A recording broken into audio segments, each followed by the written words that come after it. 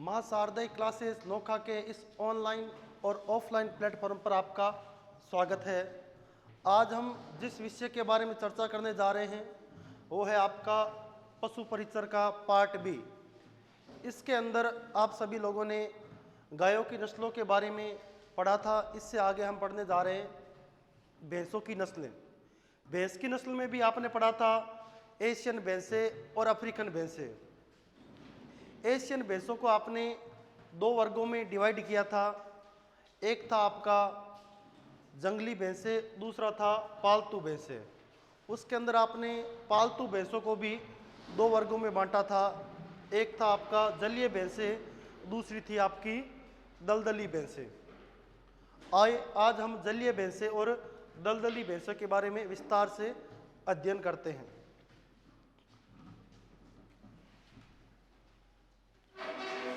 सुबह की शुरुआत कुछ मोटिवेशनल शब्दों से करते हैं। अगर पाना है मंजिल तो अपना रहनुमा खुद बनो। अगर पाना है मंजिल तो अपना रहनुमा खुद बनो। वो अक्सर भटक जाते हैं जिन्हें सहारा मिल जाता है। वो अक्सर भटक जाते हैं जिन्हें सहारा मिल जाता है। हम पढ़ रहे थे जलीय भैंसों के बारे में।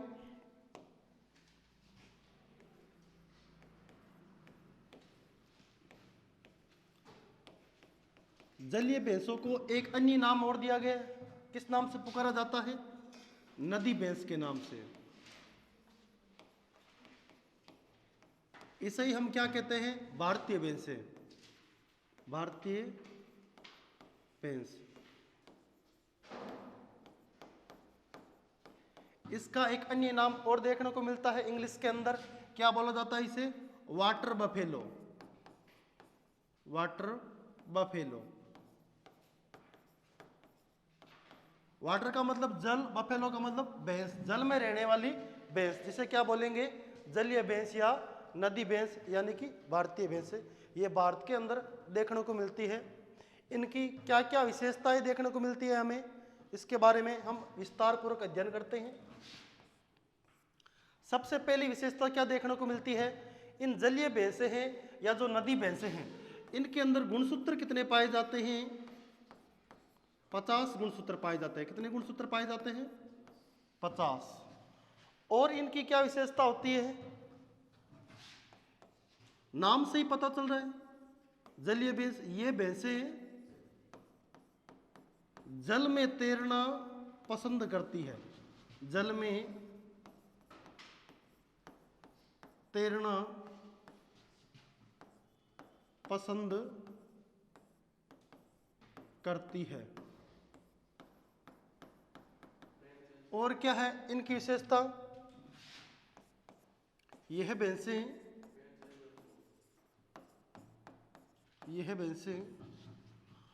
अधिक बार वाली होती है। अधिक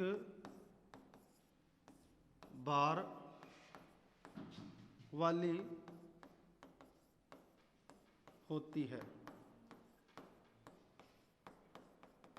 और क्या देखने को मिलता है इनकी विशेषताओं के अंदर? यह भैंसें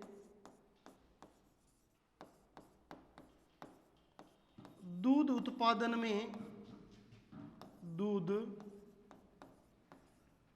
उत्पादन में अधिक उपयोगी होती है। अधिक उपयोगी होती है। और ये भैंसें पाई कहाँ कहाँ जाती है? यह भैंसें मुख्यतः भारत, पाकिस्तान तथा मध्य पूर्वी एशियाई देशों।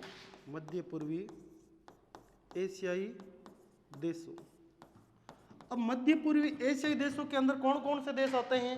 आपका यूनान है, इटली है। और कहाँ कहाँ पाई जाती है? सोवियत संघ के देशों में पाई जाती है। सोवियत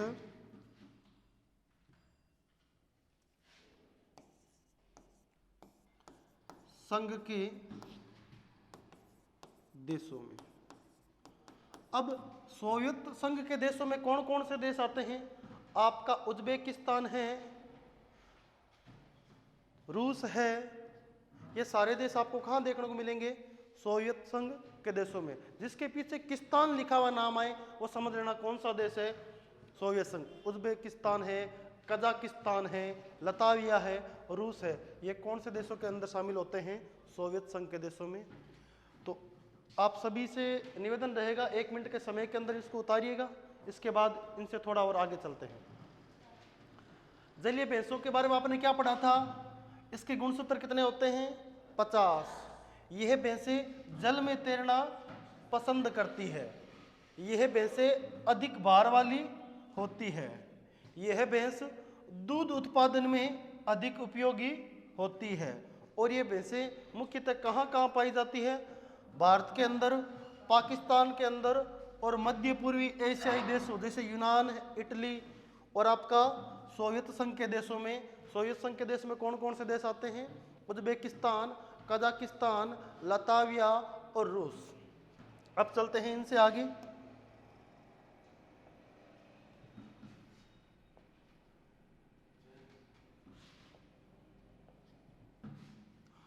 देखिए अब आगे पढ़ेंगे नेक्स्ट, दलदली भैंसें या कीचड़ भैंसें। दलदली या कीचड़ भैंस।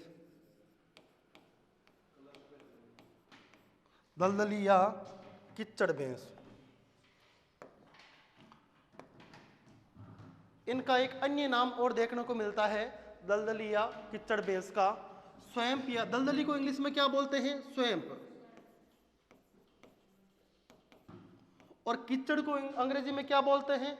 मड। कीचड़ को क्या बोलते हैं? मड। तो स्वैम्प या मड बफेलो भी इसका नाम देखने को अपने को मिलता है। स्वैम्प या मड बफेलो भी इसका नाम देखने को मिलता है। इन भैंसों के अंदर क्या क्या विशेषताएं पाई जाती है? पहली विशेषता क्या होती है इस भैंस की? इनकी पहली विशेषता क्या है? गुणसूत्र इसमें कितने पाए जाते हैं? 68। कितने पाए जाते हैं? गुणसूत्र कितने पाए जाते हैं? 68। और क्या विशेषता होती है इसमें इन भैंसों की? यह भैंसें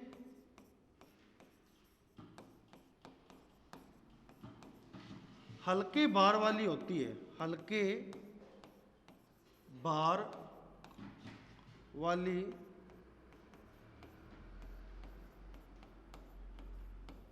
होती है। और क्या विशेषता देखने को मिलती है इन भैंसों में अपने को? यह भैंस,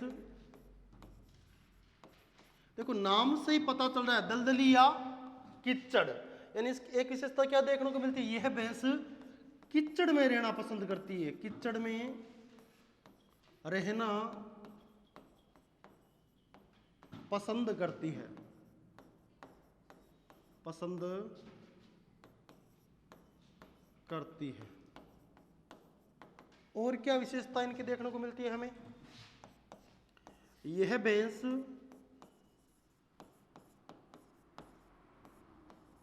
मांस उत्पादन व कृषि कार्यों के लिए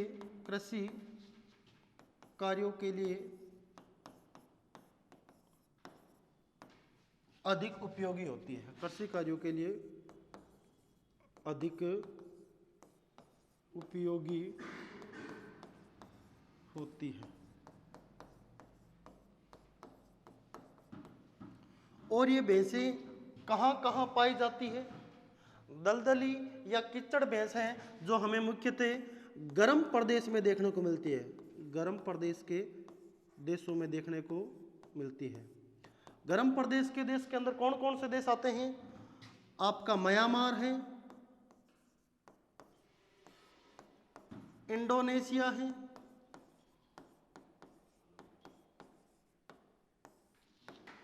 थाईलैंड है,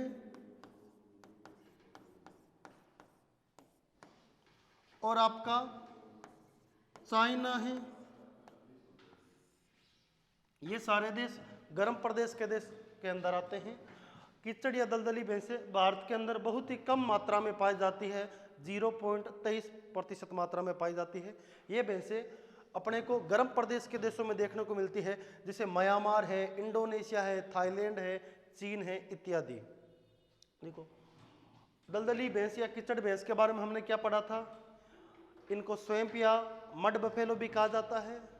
इनकी विशेषताओं में क्या क्या पढ़ा है? इनकी विशेषता क्या थी? इनके अंदर गुणसूत्र कितने पाए जाते हैं? 48। ये भैंसें हल्के भार वाली होती है। ये भैंसें कीचड़ में रहना पसंद करती है। यह भैंसें मांस उत्पादन में कृषि कार्यों के लिए अधिक उपयोगी होती है।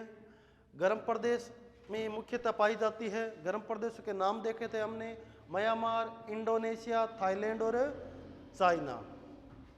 अब आगे पढ़ते हैं इनसे।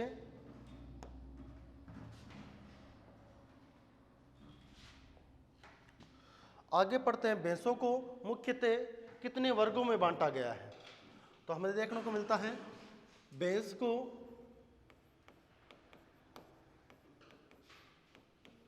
मुख्यतः 5 वर्गों में बांटा गया है। 5 वर्गों में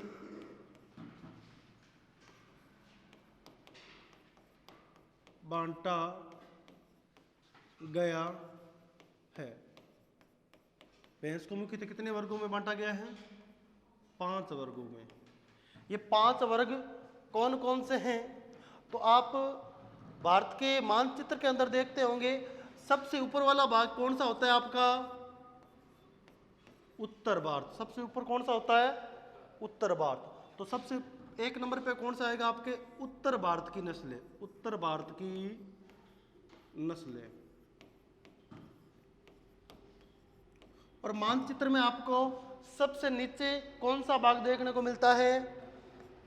दक्षिण। कौन सा? तो सबसे नीचे कौन सी आएगी? दक्षिण भारत की नस्लें। कौन सी आएगी? दक्षिण भारत की नस्लें। उत्तर और दक्षिण के बीच वाले भाग को क्या बोलते हैं? मध्य भारत। क्या बोलते हैं? मध्य भारत। तो बीच में कौन सा आएगा आपका? मध्य भारत की नस्लें। मध्य भारत की नस्लें। 2 और रह गई। और दूसरे नंबर पे आएगी आपकी उत्तर प्रदेश की नस्लें, यानी यूपी की नस्लें। और 3 नंबर पे आ जाएगी आपके गुजरात की नस्लें। कौन सी? गुजरात की नस्ल।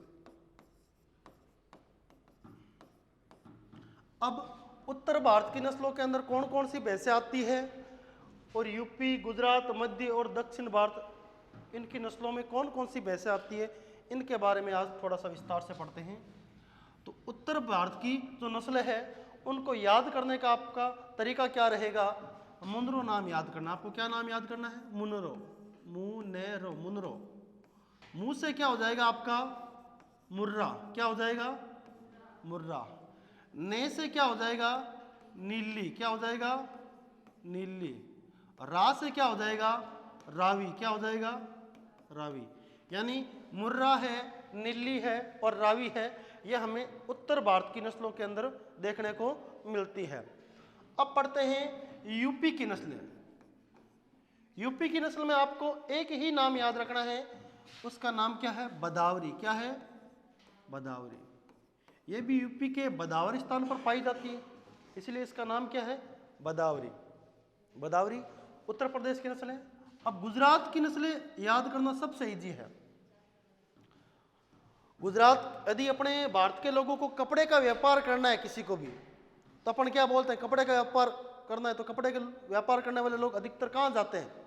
सूरत में जाते हैं। कहाँ जाते हैं? अपन क्या बोलते हैं? सूरत में जा। कहाँ जा? सूरत में जा। क्या बोलते हैं? सूरत में जा। तो सूरत से भैंस की कौन सी नस्ल हो गई? सूरती। कौन सी हो गई? सुरती, सुरत से कौन सी होगी? सुरती। में से कौन सी होगी आपके? मेहसाणा, कौन सी हो गई? मेहसाणा। जा से कौन सी होगी आपके? जाफराबादी, कौन सी हो गई? जाफराबादी का को एक अन्य नाम भी देखने को मिलता है, बन्नी या कुंडी। बन्नी या कुंडी भी इसी नस्ल का नाम है। और अब रह गई अपने पीछे मध्य भारत की नस्लें और दक्षिण भारत की नस्लें। मध्य भारत की नस्लें कैसे याद रखेंगे? इसकी भी ट्रिक क्या है? नाई में पधार कर, नाई में पधार कर काले से, काले से चिकना होने आया हूं, काले से चिकना होने आया हूं। देखो नाई के पास क्यों जाते हैं? मेकअप वगैरह कराने के लिए नाई के पास जाते हैं ना, तो नाई को क्या बोलते हैं? नाई में पधार कर काले से चिकने होने तेरे पास आया हूं। तो देखो ना से कौन सी नस्ल हो जाएगी आपके? नागपुरी, कौन सी हो जाएगी? नागपुरी। ई से कौन सी हो जाएगी आपके? इलिचपुरी, कौन सी हो जाएगी? इलिचपुरी। और में से कौन सी हो जाएगी आपके? मराठवाड़ी, कौन सी हो जाएगी? मराठवाड़ी। और पंधार से कौन सी ये नस्ल है आपकी? पंधारपुर, कौन सी हो जाएगी? पंधारपुर। काले से कौन सी हो जाएगी? काला हांडी, कौन सी हो जाएगी? काला हांडी। और चिकना में चीज से कौन सी हो जाएगी आपके? चिल्लिका, कौन सी हो जाएगी? चिल्लिका। तो मध्य भारत की नस्ल याद करने की ट्रिक क्या रहेगी आपकी? नाई में पधार कर काले से चिकना होने आया हूं। ना से नागपुरी, ई से इलिचपुरी, में से मराठवाड़ी, पंधार से पंधारपुर, काले से काला हांडी, चिकना से चिल्लिका। क्या हो जाएगी आपके? चिल्लिका। अब पीछे रहेगी आपके दक्षिण भारत की नस्लें। दक्षिण भारत की नस्लों में एक ही नस्ल है, वो आपको याद रखनी है। आपने देखा होगा भारत के अंदर एक टोडा जनजाति पाई जाती है। कौन सी जनजाति पाई जाती है? जो लगभग आपको दक्षिण के एरिया में ज़्यादा देखने को मिलती है। तो दक्षिण भारत की नस्ल के अंदर हम कौन सी नस्ल को पढ़ेंगे भैंस की? टोडा नस्ल के बारे में। किस नस्ल के बारे में पढ़ेंगे? टोडा नस्ल के बारे में। ये हो गई आपके 5 प्रकार के नस्लें जो भारत के अंदर पाई जाती है, 5 वर्गों के अंदर। पहला वर्ग था उत्तर भारत की नस्लें, दूसरा था यूपी की नस्लें, तीसरा था गुजरात की नस्लें, चौथा था मध्य भारत की नस्लें और 5वां था आपका दक्षिण भारत की नस्लें। आप उतार दीजिएगा इनको, उसके बाद क्लीन कर दिया जाएगा।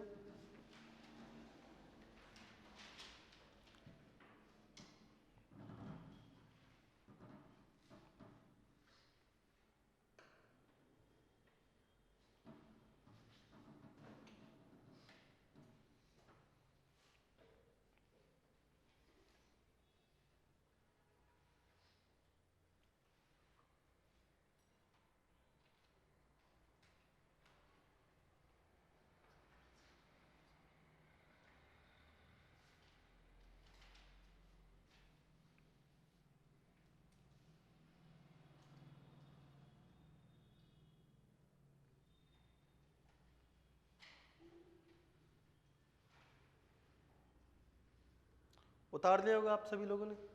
चलें आगे।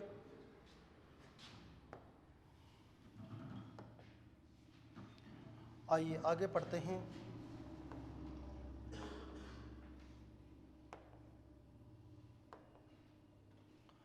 आपने देखा होगा हमने पढ़ी थी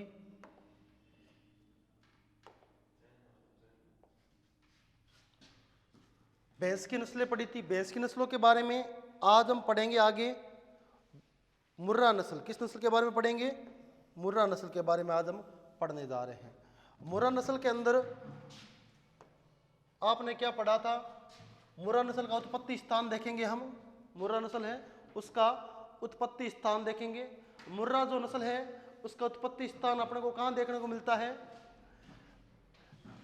इस भैंस का मूल स्थान जो है वो पश्चिम भारत, पश्चिमी राजस्थान, उत्तर पश्चिम के अंदर देखने को मिलेगा उत्तर प्रदेश, दिल्ली, हरियाणा, पंजाब और रोहतक, हिसार, उत्तर प्रदेश, राजस्थान, गुजरात के अनेक भागों में पाई जाती है।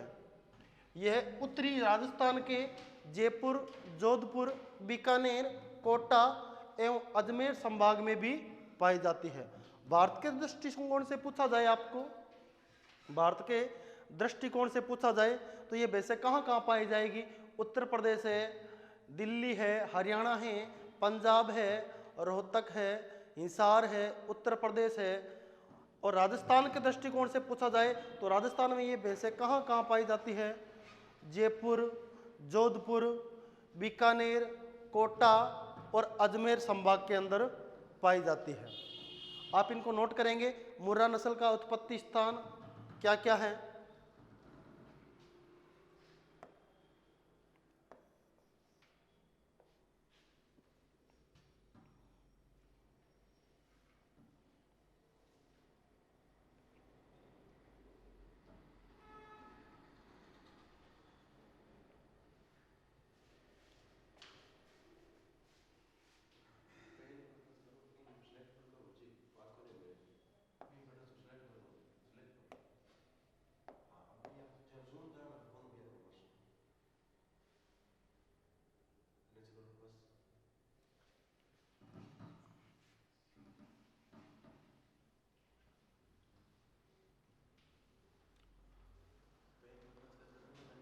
मुर्रा नस्ल का उत्पत्ति स्थान क्या था? पश्चिमी उत्तर प्रदेश, दिल्ली, हरियाणा, पंजाब, हिसार, उत्तर प्रदेश, राजस्थान और गुजरात। और राजस्थान के दृष्टिकोण से पूछा जाए तो राजस्थान में ये भैंसें किस किस जिले में आपको देखने को मिलती है? जयपुर है, जोधपुर है, बीकानेर है, कोटा है और आपका अजमेर है। अब इन भैंसों का, ये मुर्रा नस्ल की भैंस है, इनकी विशेषताओं के बारे में हम पढ़ते हैं। मुर्रा नस्ल की जो भैंसें हैं इनकी क्या क्या विशेषता होती है? मुर्रा नस्ल की भैंस की पहली विशेषता क्या है? इसका सिर छोटा, सींग छोटे, जलेबी के घेरे जैसे गुंडी नुमा मुड़े हुए होते हैं। यानी इसके जो सींग होते हैं वो छोटे होते हैं और जलेबी की आकृति के अंदर यूं मुड़े हुए होते हैं, खुंडी की तरह। देखो यूं इस प्रकार मुड़े होते हैं, खुंटी होती है ना, खुंटी यूं मुड़ी हुई होती है ना, उसी प्रकार इसके सींग भी क्या होते हैं? खुंटी की तरह मुड़े हुए होते हैं। और दूसरी विशेषता क्या है? इस नस्ल के पशु का रंग क्या होता है? काला होता है। क्या होता है? रंग काला होता है। और क्या है? इसके पूंछ और मुंह पर आपको सफेद धब्बे देखने को मिलते हैं। मुर्रा नस्ल की जो भैंस है इसके मुंह और पूंछ पर आपको सफेद रंग के धब्बे देखने को मिलते हैं। और इस पशु का जो शरीर होता है वो भारी होता है, किंतु जो त्वचा होती है वो बहुत मुलायम होती है। शरीर क्या होता है? भारी, और त्वचा कैसी होती है इसकी? मुलायम। अयन विकसित, जिस पर थन छोटे एवं दूर दूर होते हैं, यह विश्व की दूध देने वाली भैंसों की सर्वश्रेष्ठ नस्ल है। इसके नर पशुओं का शरीर भार 500 से 600 किलोग्राम तथा मादा पशुओं का भार 500 से 550 किलोग्राम होता है तथा प्रथम ब्यात की उम्र होती है इनकी 36 से 48 माह है। प्रथम ब्यात की उम्र क्या होती है? यानी ये पहली बार कब ब्यातती है तब कितना समय लेती है? 36 माह से 48 माह, यानी कि 3 साल से 4 साल के मध्य का ये समय लेती है। ये विश्व के अंदर सर्वाधिक दूध देने वाली भैंसों में 1 नंबर पर है। आप इनको उतारिएगा, इनकी विशेषताओं के बारे में 2 मिनट का समय दे दिया जाता है आपको।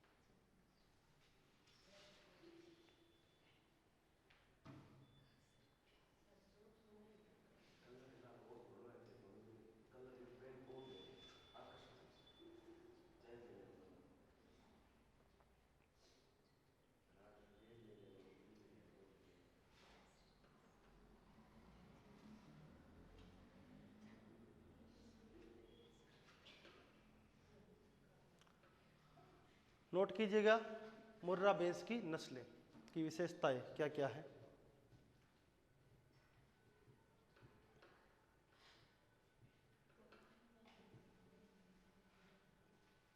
कई विद्यार्थी सोच रहे होंगे शादी ब्याह की उम्र के अंदर ये पशुओं से माथाफोड़ी कर रहे हैं ना, इनसे माथाफोड़ी करोगे ना बेटा तभी पीछे 2 चोटी वाली आएगी, ठीक है ना, अन्यथा जिंदगी भर इन्हीं से माथापच्ची करते रहोगे, ठीक है।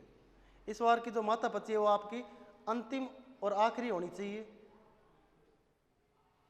राजस्थान की सबसे बड़ी वैकेंसीज के अंदर ये पशु परिचर की वैकेंसी है। इसके अंदर आपको 5,900 से कुछ पद देखने को मिलते हैं। राजस्थान की एक विशेषता है, कोई भी पहली वैकेंसी आती है उसकी कट ऑफ बहुत ज़्यादा कम जाती है, उसके बाद में जब वो वैकेंसी आती है तो सभी विद्यार्थीगण हैं तो उस पर टूट पड़ते हैं, फिर उसकी जो कट ऑफ होती है वो बहुत ज़्यादा मात्रा में आपको देखने को मिलती है। तो आप सभी के पास एक गोल्डन और सुनहरा मौका है कि आप इस भर्ती के अंदर ही अपना चयन सुनिश्चित करें, ताकि आपका आगे का जो भविष्य है, फ्यूचर है, वो सेफ रहे। आप सभी ने उतारा होगा विशेषताओं के अंदर।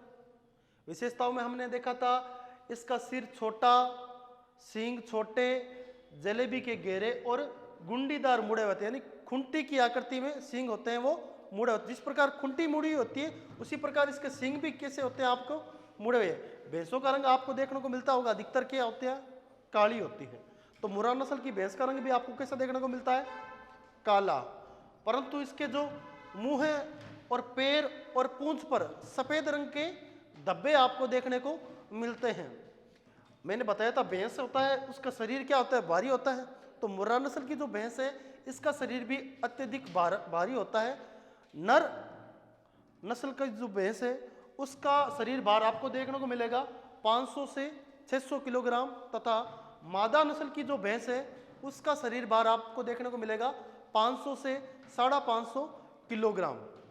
और ये भारतीय नहीं, पूरे विश्व के अंदर सर्वाधिक दूध उत्पादन करने वाली भैंस है। भारतीय नहीं, पूरे विश्व के अंदर ये सर्वाधिक दूध देने वाली भैंस की नस्ल है।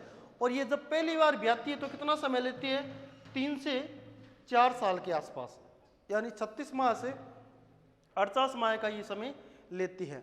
आगे पढ़ते हैं अब।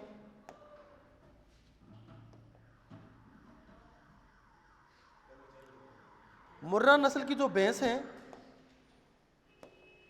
मुर्रा नस्ल की जो भैंस है, इनकी उपयोगिता के बारे में पढ़ते हैं।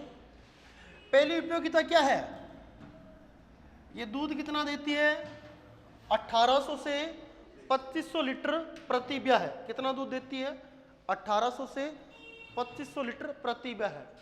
इस प्रति ब्याह का मतलब क्या है, जब वे एक बार ब्याती है तो लगभग औसतन 1800 से 2500 लीटर के आसपास दूध देती है। और इसके दूध में वसा कितनी होती है, इसके दूध में वसा कितनी होती है, 7% देखने को मिलती है। वसा कितनी होती है इसके दूध में, 7%। उतारिएगा इनकी उपयोगिता में।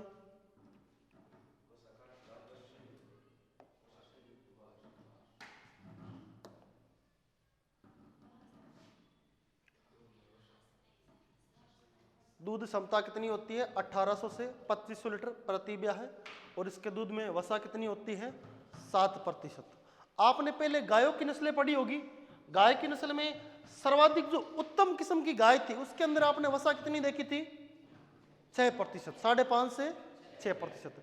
लेकिन आप सभी को पता है जो भैंस का दूध होता है उसके अंदर फैट ज्यादा पाया जाता है ना, भैंस का दूध ज्यादा भारी होता है ना गाय के दूध से, तो भैंस के दूध में वसा होती है, ये गाय के दूध से अधिक देखने को मिलती है। मुर्रा नस्ल की जो भैंस है इसके अंदर दूध में वसा की मात्रा कितनी पाई जाती है, 7%। कितनी, आगे चलते हैं।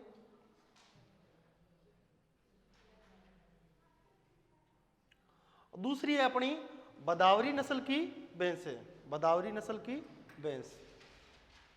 इसका उत्पत्ति स्थान और अपने को विवरण क्या देखने को मिलता है। बदावरी नस्ल की जो भैंसें हैं, मैंने आपको बताया था ये उत्तर प्रदेश के आगरा जिले का बदावर स्थान है, इसका मूल स्थान माना जाता है। बदावरी जो नस्ल की भैंस है इसका मूल स्थान कहाँ माना जाता है? उत्तर प्रदेश के आगरा जिले का बदावर स्थान इसका मूल स्थान माना जाता है। और इनके अतिरिक्त यमुना चंबल नदी की घाटी में बसे इटावा में ग्वालियर क्षेत्र में भी ये भैंसें आपको देखने को मिलेगी। इसके अतिरिक्त यमुना चंबल की घाटी में बसे इटावा में ग्वालियर क्षेत्र में भी इस भैंस का विस्तार पाया जाता है। उतारिएगा। बदावरी नस्ल की भैंस का उत्पत्ति स्थान व विवरण। नाम से ही पता चल रहा है बदावरी से बदावर, यानी ये इसका मूल स्थान कहाँ है? बदावर। और बदावर कहाँ पड़ता है? आपका उत्तर प्रदेश के आगरा जिले के अंदर पड़ता है बदावर। और इसके अतिरिक्त भी ये भैंसे आपको यमुना और चंबल नदी की जो घाटी है इस पर इटावा है, वहाँ के ग्वालियर क्षेत्र में भी ये भैंसे आपको देखने को मिलेगी। उतारिएगा।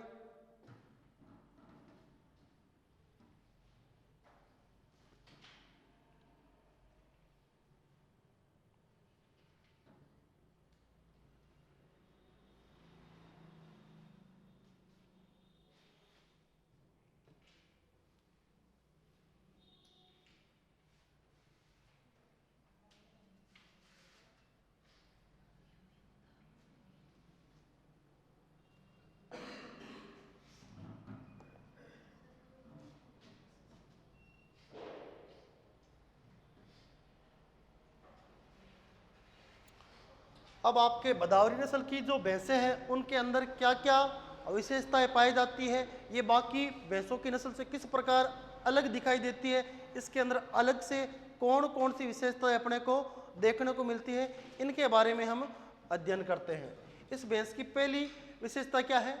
इस पशु की मुख्य विशेषता है तांबे जैसी लालिमा लिए हुए बादामी रंग इसके अंदर पाया जाता है। तांबे जैसी लालिमा लिए हुए इसके अंदर बादामी रंग अपने को देखने को मिलता है। और इनका जो शरीर होता है वह मध्यम आकार का, आगे से पतला और पीछे से चौड़ा देखने को मिलता है। और इसके जो सींग होते हैं वो चपेटे, मोटे तथा पीछे की ओर मुड़े कर ऊपर अंदर की ओर मुड़े हुए होते हैं। यानी पीछे की ओर, यानी किस प्रकार? इस प्रकार देखो, ये पीछे की ओर मुड़कर अंदर की ओर इस प्रकार मुड़े हुए देखने को मिलेंगे इसके जो सींग होते हैं आपको।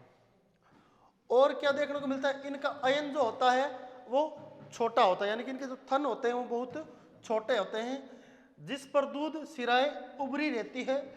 इन नर पशुओं का शरीर भार 400 से 550 किलोग्राम आपको देखने को मिलता है, तथा मादा पशुओं का शरीर भार जो है वो 350 किलोग्राम से 400 किलोग्राम के आसपास आप लोग को देखने को मिलता है।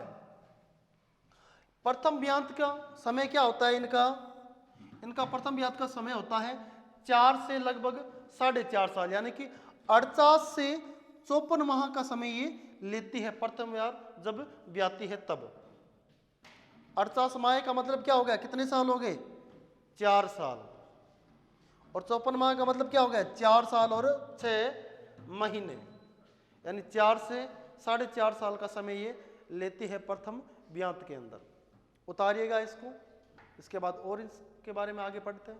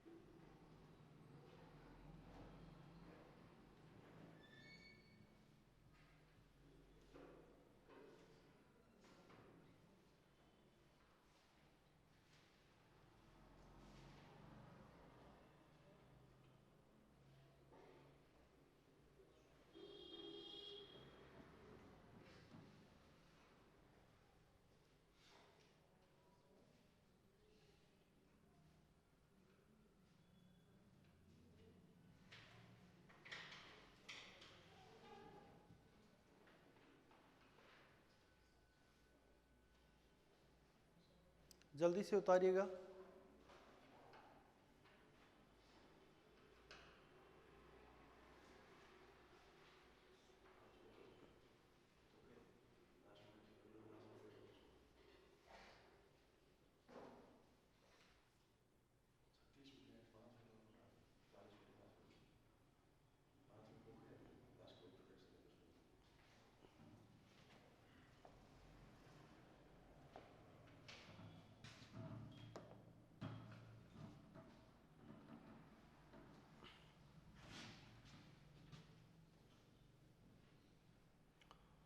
आज आप लोगों ने पढ़ा है मुर्रा और बदावरी नस्ल के बारे में, और क्या पढ़ा था, जलीय भैंसे और दलदली भैंसों के बारे में पढ़ा था। आगे हम पढ़ेंगे सूरती नस्ल है, आपकी नागपुरी है, इलिजपुरी है, पंधारपुरी है। आप सभी ने जितने भी नाम देखे थे उन भैंसों की नस्लों के बारे में आगे हम कल की क्लास में और चर्चा करेंगे। आपको बस आज की क्लास के अंदर जितना पढ़ाया गया है उतना आप कल की क्लास में पढ़ करके आओगे, और जो भी आपके पास डाउट होता है वो कल की क्लास में मेरे से पूछोगे।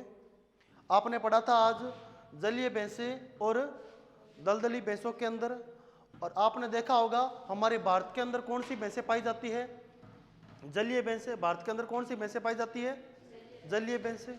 और जलीय भैंसों के अंदर आपने देखा था इन जलीय भैंसों को भारत में कितने वर्गों में बांटा गया था, 5 वर्गों में। कितने वर्गों में बांटा गया था, 5 वर्गों में।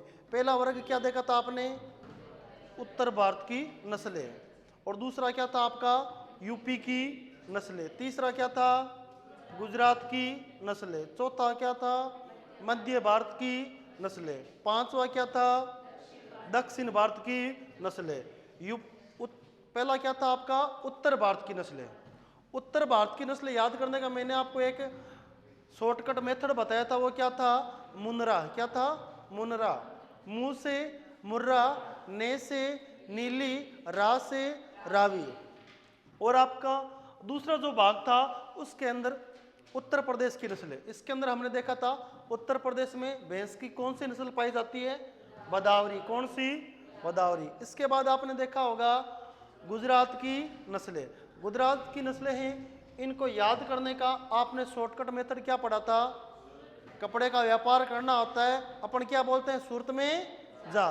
सूरत से क्या हो गया आपका सूरती, में से क्या हो गया महसाणा, जा से क्या हो गया जाफराबादी। इसके बाद आपने पढ़ा था मध्य भारत की नस्लें, और मध्य भारत की नस्लें के बारे में आपने कौन कौन सी नस्लों का जिक्र किया था, और इसका याद करने का जो शॉर्टकट तरीका था वो आपने क्या पढ़ा था, नाई मैं पधार कर काले से चिकना होने आया हूँ। नाई मैं पधार कर काले से चिकना होने आया हूँ। ना से नागपुरी, ई से इलिजपुरी, में से मराठवाड़ी, पंधार से पंधारपुरी, और आपका काला, काले से क्या हो गया काला हंडी। क्या हो गया काला, और चिकना से ची से क्या हो गया चिल्ली का। क्या हो गया। इसके बाद में आपने पढ़ा होगा दक्षिण भारत की नस्लें। दक्षिण भारत की नस्लें, दक्षिण भारत के अंदर भैंस की कौन सी नस्ल के बारे में पढ़ते हैं हम, टोडा नस्ल के बारे में।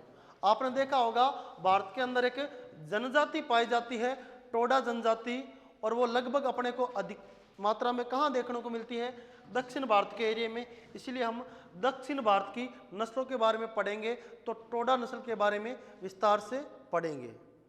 आगे की बात करेंगे हम कल की क्लास के अंदर। आप सभी बच्चों को मेरा नमस्कार।